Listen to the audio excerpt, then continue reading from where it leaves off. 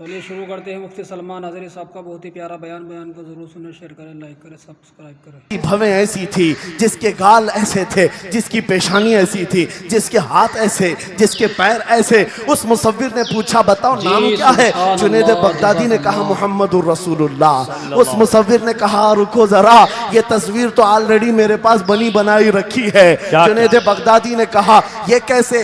لوگوں کی آرڈر پر تو تصویر بناتا ہے، میرے محبوب کی تصویر پہلے سے کیسے رکھی ہے؟ اس مصور نے کہا بات دراصل یہ ہے، آپ جس سے محبت کرتے میں بھی اس سے محبت کرتا ہوں، ہم دونوں کا محبوب ایک ہے، اس لیے تصویر پہلے سے بنی رکھی ہے۔ جنید بغدادی نے کہا اچھا لاؤ تو ذرا ہمارے محبوب کی تصویر دیکھ تو لے۔ وہ مصور اندر گیا اور قرآن پاک لا کر کے جنید بغدادی کے سامنے رکھا اور کہا اے جنید کیا یہ میرے نبی کی تصویر نہیں ہے؟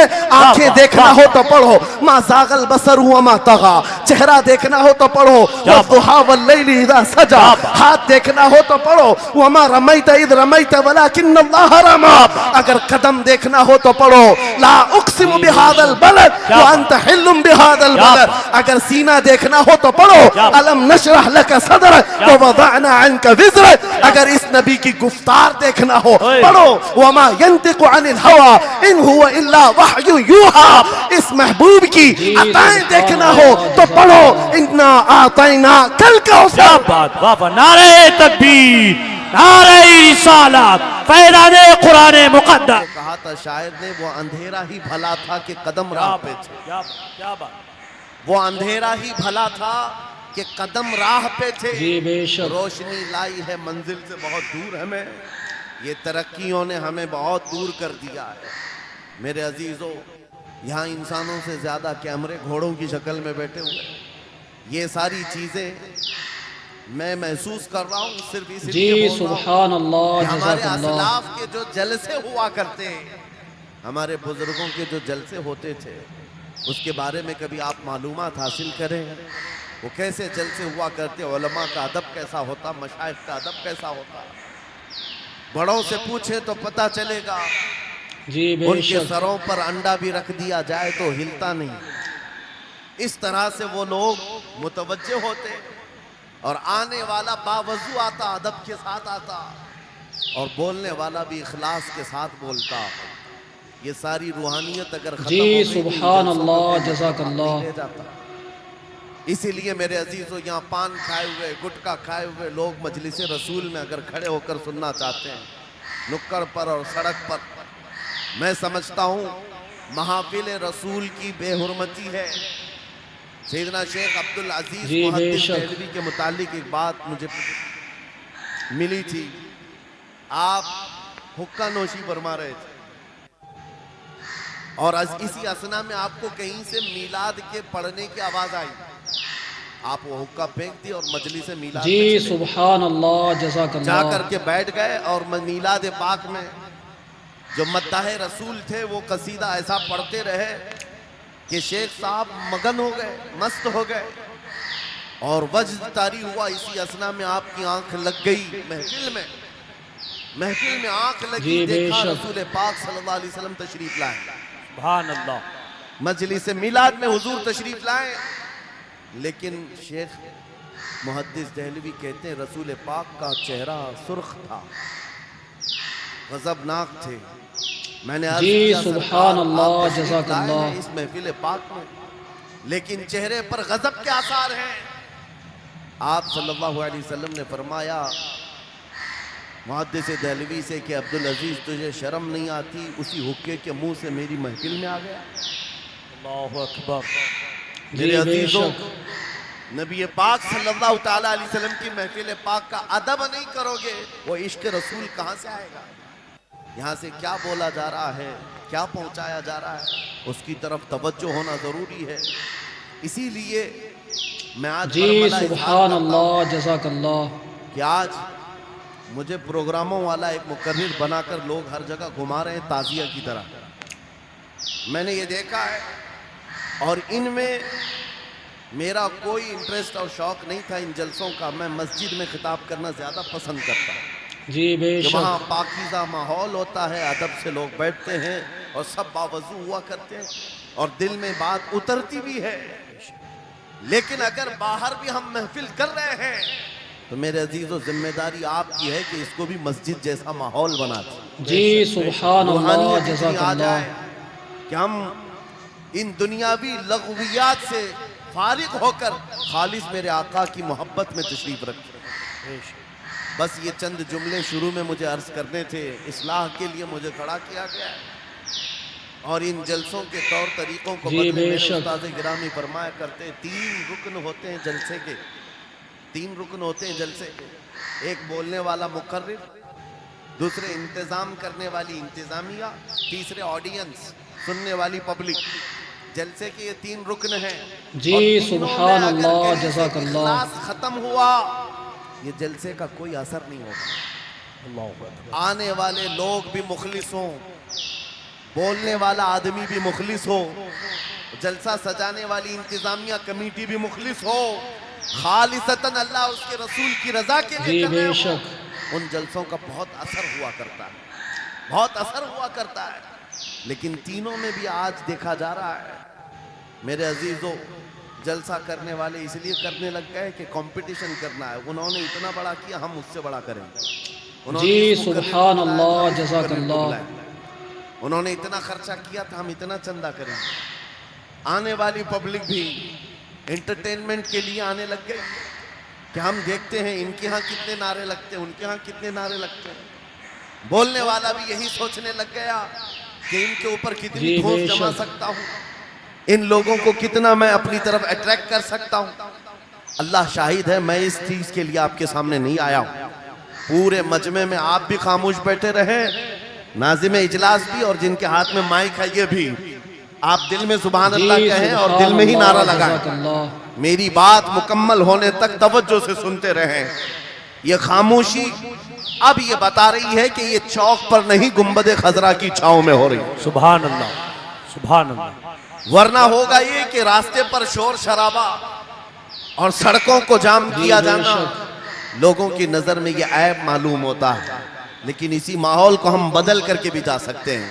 یہ ہمارا شیوا ہے پوری دنیا میں کہ صرف اور صرف رسول پاک کی غلام قوم ایسی ہے جو 1 منٹ میں پورا سناٹا طاری کر سبحان سکتی اللہ، ہے۔ جزاک اللہ۔ کسی نے ایک صاحب سے پوچھا تھا ویل ٹرینڈ فوج جو ہوتی ہے، چاہے وہ امریکہ کی ہو کہ رشیا کی ہو کہ جاپان کی ہو، چائنا کی ہو، ان سے پوچھا گیا کہ اگر 10,000 فوج کو صفوں میں کھڑا کرنا ہو اور ان کو ریڈی کرنا ہو تو آپ کو کتنا ٹائم لگے گا؟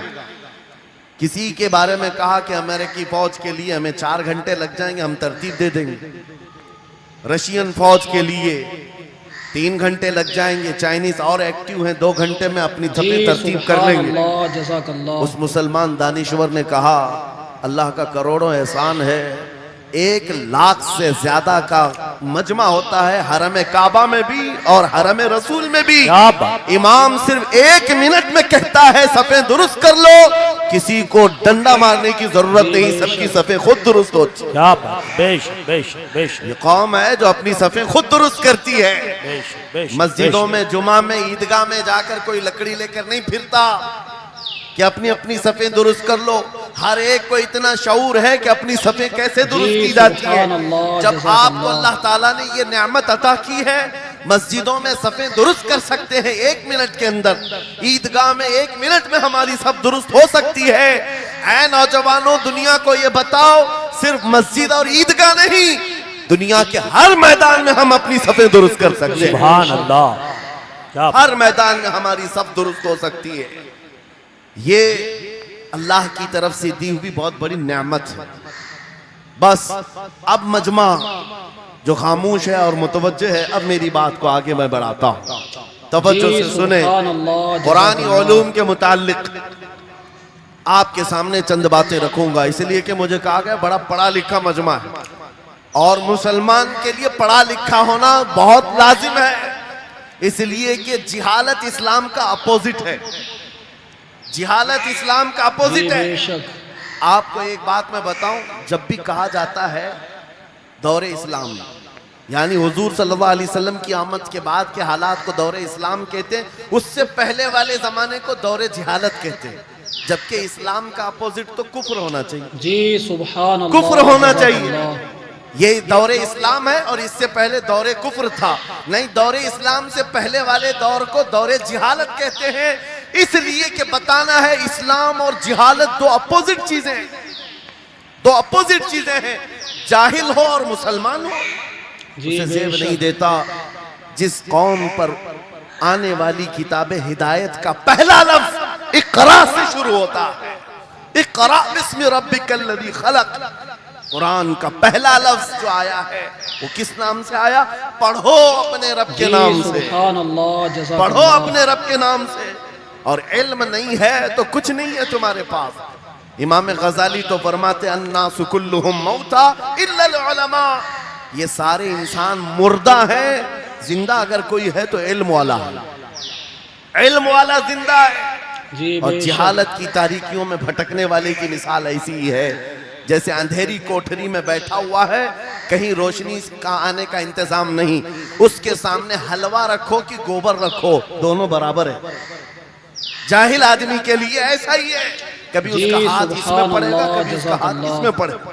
جب نظر نہیں آ رہا ہے تو حلوہ کو گوبر سمجھ کر کھا لے گا، اور کبھی گوبر کو حلوہ سمجھ کے کھا لے گا، غلاظت اس کے لیے برابر ہو جائے گی۔ لیکن علم کو کہا گیا العلم نور، علم روشنی ہے، جس کے پاس علم آتا ہے وہ تمیز سیکھ جاتا ہے، اس کے پاس اخلاق آ جاتے ہیں، وہ حلال و حرام کے فرق کو سمجھنے لگتا ہے، برے اور اچھے کے درمیان فرق معلوم ہونے لگتا ہے۔ اسی لیے میرے عزیزو مجھے بڑا کرو ہے اور فخر ہے، ہماری خانقاہ سے یہ آواز آتی ہے آدھی روٹی کھائیں گے اور بچوں کو پڑھائیں گے۔ بے شک، کیوں؟ بے شک۔ اس عظیم خانقاہ سے یہ آواز دی گئی، کیوں؟ صرف اس لیے نہیں کہ تم بڑے ہو کر کے ڈاکٹر بنو گے، انجینئر بنو گے۔ لوگوں کی نظر میں اب بات یہی رہ گئی، یہ پڑھا اس لیے جاتا ہے کہ ڈاکٹر بننا ہے، انجینئر بننا ہے اور کمانا ہے، بہت کمانا ہے۔ علم جو ہے آج کمرشل بنا لیا گیا، علم اس لیے نہیں، علم اس لیے حاصل کیا جاتا ہے کہ بندہ خدا کو پہچانے، کیا بات، بے شک، بندہ اپنی حقیقت کو پہچانے، بے شک۔ زندگی گزارنے کے اسلوب اسے معلوم ہو جی جائے۔ سبحان اللہ، علم اس لیے جزاک سکھایا اللہ۔ جاتا ہے۔ بہت سارے لوگ صرف نوکری کے لیے سمجھتے ہیں کہ علم حاصل کرنا چاہیے، نوکری کے لیے نہیں، اپنے اخلاق کو بلند کرنے کے لیے علم آنا بہت ضروری ہے۔ میرے عزیزوں، قرآن عظیم وہ ہدایت کی کتاب تمہارے پاس آئی، اس قوم کے لیے عالمیہ نہیں ہے تو اور کیا ہے، جو کتاب علوم کا ذخیرہ ہے۔ آج دنیا اس کتاب پر ریسرچ کر کر کے نئے علم و فنون حاصل کر رہی ہے، اس کتاب کو تو ہم مردوں پر پڑھنے کے لیے رکھے ہیں۔ وہ قرآن عظیم جی جو سبحان ہدایت کی اللہ، کتاب جزاک اور اللہ۔ سارے علوم کا اللہم صلی علی سیدنا و شفیعنا و حبیبنا و کریمنا و ملجانا و مأوانا محمد صلی اللہ تعالی علیہ وآلہ وسلم۔ عرش پر نور مصطفیٰ دیکھا، سبحان اللہ بول دیجئے، عرش پر نور مصطفیٰ دیکھا، عرش پر نور مصطفیٰ دیکھا، آئینہ گر نے آئینہ دیکھا، آئینہ گر نے آئینہ دیکھا، اور ان کو دیکھا تو بول اٹھے جبریل، ان کو دیکھا تو بول اٹھے جبریل، ان کو دیکھا تو بول اٹھے جبریل، کوئی تم سا نہ دوسرا دیکھا، عرش پر